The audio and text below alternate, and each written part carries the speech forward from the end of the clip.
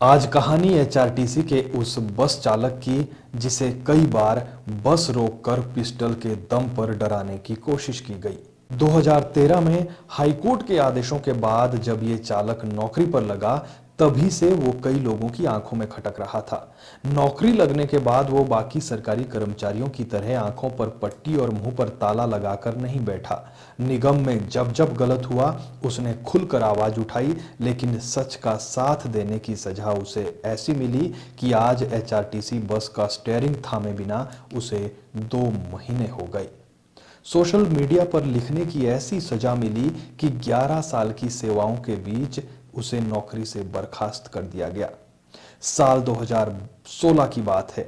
चालक रविंदर सिंह दिल्ली से हरिद्वार रूट पर चल रहे थे, लेकिन पानीपत फ्लाईओवर के ऊपर एक बिना नंबर की कार आती है, बस के बिल्कुल नजदीक से गुजरती है और उसमें सवार नकाबपोश लोग चालक की तरफ एक के बाद एक 3 राउंड फायर करते हैं। भोलेनाथ के भक्त रविंदर सिंह उस समय बाल बाल बच गए, लेकिन ठीक 18 दिन बाद हरिद्वार रूट पर जाते समय देहरादून में भी एक ऐसी ही घटना उनके साथ पेश आई। यहां पर भी एक बिना नंबर की कार आती है, चालक को पिस्टल दिखाते हुए यूनियन बाजी ना करने की धमकी दी जाती है। इतनी बड़ी घटना होने के बावजूद जांच का आश्वासन दिया जाता है, लेकिन धीरे धीरे समय बीतता गया और ये जांच ठंडे बस्ते में चली गई। हम बात कर रहे हैं एचआरटीसी के बर्खास्त चालक रविंदर सिंह की। रविंदर सिंह मंडी के धर्मपुर के रहने वाले हैं और बीते 11 सालों से एचआरटीसी बस में अपनी सेवाएं दे रहे हैं। रविंदर सिंह बताते हैं कि जिंदगी में कभी गलत होते नहीं देख पाता हूं। हमारे साथ जब जब गलत हुआ, फिर चाहे किसी भी डिपो की बात क्यों ना हो, मैंने हमेशा आवाज उठाई और यही कारण रहा कि मैं शुरुआत से लेकर अब तक भ्रष्ट अधिकारियों की आंखों में खटकता रहा। रविंदर सिंह बताते हैं कि बीते साल आनंदपुर साहिब में एचआरटीसी ड्राइवर कंडक्टर के साथ थार सवार कुछ लोगों ने इतनी मारपीट की कि ड्राइवर की पत्नी ने जब वो वीडियो देखा और अपने पति की हालत को देखा तो सदमे में आकर उसकी पत्नी की मौत हो गई। लेकिन हैरानी देखिए कि इन ड्राइवर कंडक्टरों पर विभाग ने समझौते का दबाव बनाया और विभाग के बड़े अफसर इन ड्राइवर कंडक्टरों के साथ खड़े नजर नहीं आए। उल्टा पंजाब में इन लोगों पर मुकदमा दर्ज हो गया और आज भी ये लोग प्रताड़ित हो रहे हैं। इतना ही नहीं, बस माफिया कई बार एचआरटीसी बस कंडक्टरों के साथ मारपीट करते हैं, लेकिन उस समय भी विभाग समझौता करवाने के लिए आगे आता है। बीते कुछ समय पहले कालका में बस माफिया ने रोहड़ू डिपो के ड्राइवर को पीट दिया था और जब चालक परिचालक ने आवाज उठाई तो वो सरेआम कहता नजर आया कि मैं आरएम को महीना देता हूं, तुम मेरा कुछ नहीं उखाड़ सकते। ऐसी तमाम घटनाओं का जिक्र करते हुए रविंदर सिंह भावुक हो जाते हैं और कहते हैं कि आवाज ना उठाएं तो क्या करें सर। कई दफा रविंदर सिंह सोशल मीडिया पर भी लिखते हैं। इस बार भी उन्होंने सोशल मीडिया पर एक पोस्ट लिखी थी, लेकिन ना तो किसी विभाग का जिक्र किया था ना किसी अधिकारी का। फिर भी सोशल मीडिया पोस्ट के आधार पर उन्हें बर्खास्त कर दिया जाता है।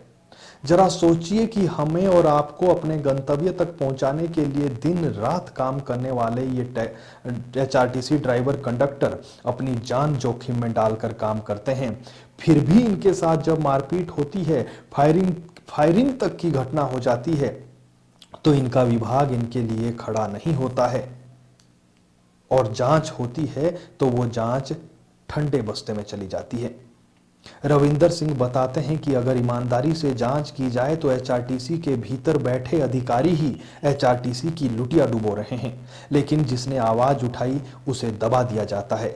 रविंदर सिंह के पास अब सरकारी नौकरी नहीं है, उनके 2 बच्चे हैं। नौकरी के दम पर जिंदगी में कई सपने सजाए थे, फिर भी रविंदर सिंह कहते हैं कि मुझे नौकरी की चिंता नहीं है, मुझे चिंता है तो अपने ड्राइवर कंडक्टर भाइयों की, मुझे चिंता है तो अपनी एचआरटीसी बस की। वो कहते हैं हमारे आरोपों पर अगर सही से जांच हो तो कईयों के चेहरों से नकाब उतर जाएंगे। रविंदर सिंह बताते हैं कि मुझे तो ये भी मालूम नहीं चला कि आरोप पत्र और कबूलनामा पर मुझसे कब दस्तखत लिए गए। अंग्रेजी में लिखा एक पत्र मेरे पास आता है और कहा जाता है कि विभागीय पेशी में अटेंडेंस लगनी है। मुझे तो अंग्रेजी भी नहीं आती। मैंने विभागीय इंक्वायरी पर पहले ही लिखित में दिया था कि अंग्रेजी भाषा नहीं जानता हूँ, इंक्वायरी केवल हिंदी में की जाए। लेकिन उस पत्र को आरोप पत्र बनाकर 11 साल की सेवाओं के बीच ही उन्हें नौकरी से बर्खास्त कर दिया गया। रविंदर सिंह भारतीय मजदूर संघ से जुड़े थे और उन्हें हिमाचल परिवहन मजदूर संघ रामपुर का इकाई अध्यक्ष का जिम्मा भी दिया गया था। उसी साल 2015 में उन्हें सोलन भेज दिया जाता है, जहां से वो दिल्ली और हरिद्वार रूट पर चलते रहे।